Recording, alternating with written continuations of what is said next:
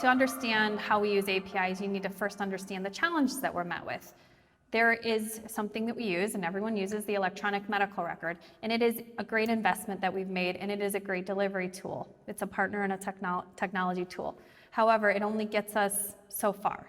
And for the clinicians, the nurses and the doctors, again, that's not good enough. They are focused on delivering the best possible care. So when we can open up the EMR, so open up the electronic medical record through the use of APIs, we can extend the use of that tool to the point where the clinicians feel like they're getting the partner that they need in technology. So that's how we're using APIs. We've been able to write APIs on top of our electronic medical record to then fill the gap for what the medical record can't deliver, and to do things well beyond just filling that gap. Run analytics, run predictive models to really then surface the data back in a way to the clinicians that they can use, that's actionable, that's really more relevant to delivering the best care in the quickest way possible in the highest quality way. We rely upon truly expecting the authentication and identity to be part of the access to the APIs. And that's how we handle it at the clinic. It's key-based. We leverage Apogee to make sure that the platform that is sitting on top of our use of APIs is part of our security model, and there's that protection that's built into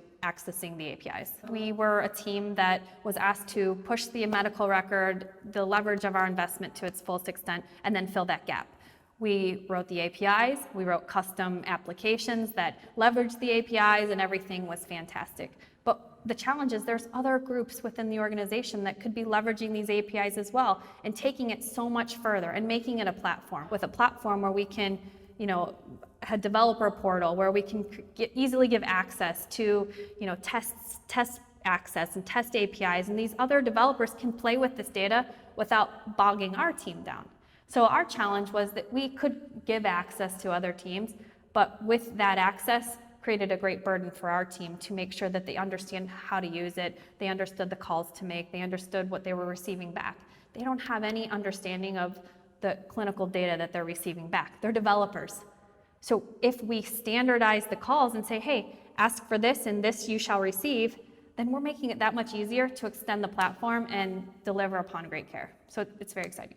Traditionally, the physicians in practice said, we don't want to change. Things are working fine. They're shifting that mentality as well. We don't have the opportunity to wait any longer. In the rest of our lives, everything we do is interconnected with the technology around us and making our lives easier. In healthcare, we're behind, and we're behind in delivering the best care for our patients.